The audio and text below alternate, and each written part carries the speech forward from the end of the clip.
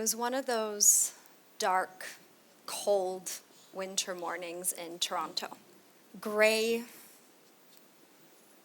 slushy, and heavy.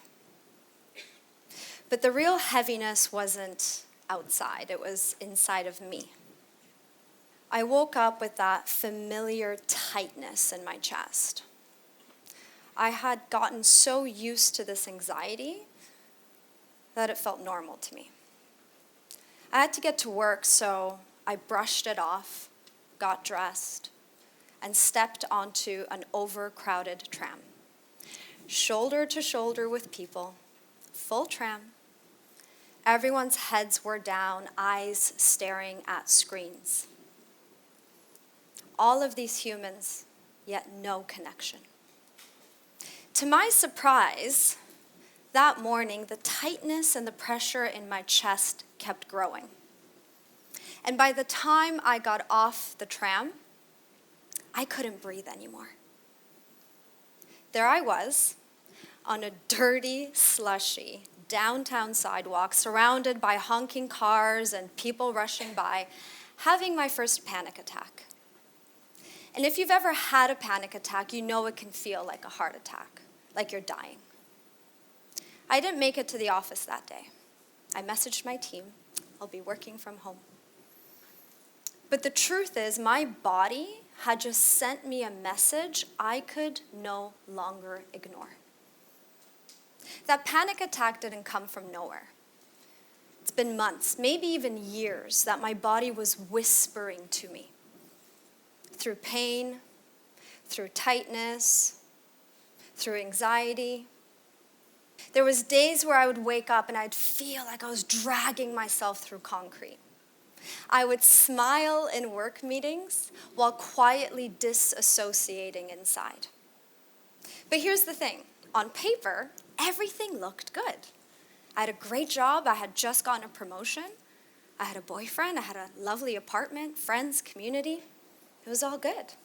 But on the inside, I was disconnected, disembodied, and terrified of what I would find if I slowed down enough to feel.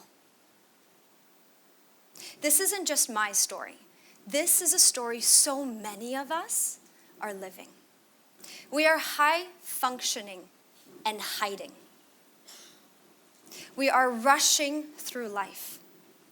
And the more that we speed up, the more we disconnect from the one thing that can save us all, our breath.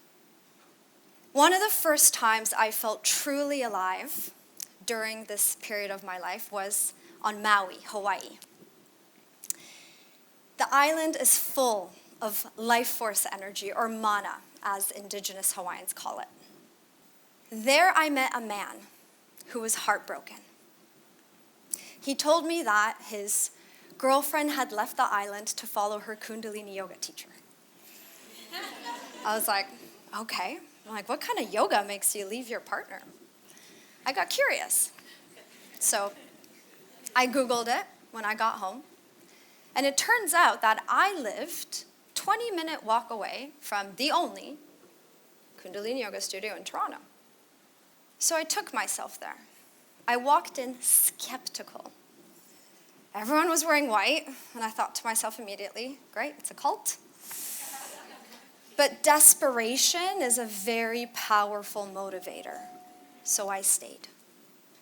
And we moved, and we chanted, and we breathed. And something inside of me shifted. Not in my mind, but in my body.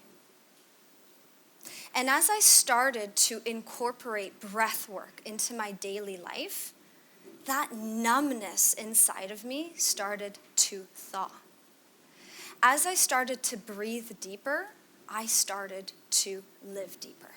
Now let me introduce you to the part of you that's actually running your life. This unconscious CEO of your life, your autonomic nervous system. Your autonomic nervous system is split into two main divisions. So this is very nuanced and complex, but we're going to break it down just a little bit. we've got the sympathetic division, which is like your gas pedal. This is the part of your physiology that triggers you into action. It's your fight, your flight, your freeze response. The reason why you are sitting here right now is because your ancestors survived because of the sympathetic nervous system. It is primal. It dates back further than our conscious mind does.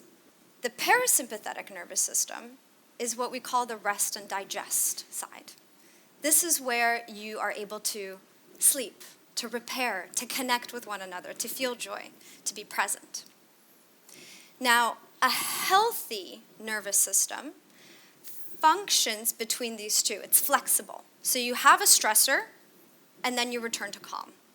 Or you feel inner peace, and then you can mobilize and take action when necessary. However, if like me, you have a history of trauma, chronic stress, burnout, or you're just a human being living in a very modern, fast-paced world, your nervous system can get stuck in one of these states. In sympathetic overdrive, you might find it really difficult to relax. You might feel hypervigilant, on edge. In parasympathetic shutdown, you're going to feel disconnected, tired, numb, maybe even depressed. And the thing that changed my life was learning that our breath is in direct communication with our nervous system and our body. If you breathe fast and shallow and through the mouth, you're sending a message to your body that you are not safe. You're activating a stress response. When you breathe slow, deep, and nasal, you're telling your body you are safe. You can rest. And all of these important functions like our digestion, our immune system, our healing, have space and resources to function. Now, you don't need a guru or a tropical island to feel this. All you need is your breath. So, I want you to do this with me right now. If you're sitting with your legs crossed, uncross your legs, place both of your feet on the ground, sit on the edge of your chair. Press your sit bones down into the chair and sit tall. Lift through the top of your head. Good job, everyone. Well done. We're going to begin with an exercise, breathing through an open mouth. We're only going to do this for 10 rounds. So I want you to really go for it. Yes? Good. Beautiful. Place one hand on your belly, one hand on your heart. Big open mouth, exaggerated. And we'll all do a practice round together. So we're going to take one inhale into the belly, into the heart, and then exhale, you're going to let it go. Okay? You got it. We're going to do 10 of those, no space in between. All right? Just 10. Let's begin.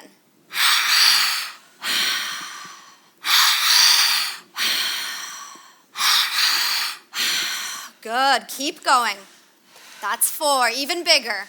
5, 6. Beautiful. 7. As big as you can. Good. 8. Last 2. Even bigger. Last one. Close your mouth. Inhale through the nose. Hold your breath. Relax your body. Hold your breath. If it feels safe to, close the eyes. 10, 9, 8, 7, 6, 5, 4, 3, 2, 1. Gently exhale. Keep your eyes closed as long as that feels safe for you. Just for another moment, just notice what you feel. Notice what sensations are present. Now we're going to do 5 rounds of a nasal breath. We're going to inhale for a count of 4, exhale for a count of 6. And we're going to breathe down towards the lower area of our rib cage. This is the home of your diaphragm. Let's begin. We inhale 1, 2, 3, 4. Exhale 6, 5, 4, 3, 2, 1. In, 2, 3, 4. Exhale. 3, 2, 1. In, 2, 3, 4. Out, 5, 4, 3, 2, 1. Last round. In, 2, 3, 4. Out, 5, 4, 3, 2, 1. Beautiful. And just stay here for another moment. Just notice what you feel. Notice if you feel any sensations. Also notice if you don't. Just notice what's alive in your body. Beautiful. You can open your eyes.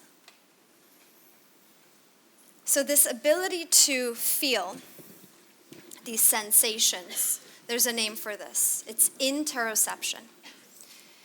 Interoception is the body's ability to sense itself. It's your 8th sense. Meaning, your heart, your muscles, your gut, your lungs send signals to your brain that shape your perception of what's happening.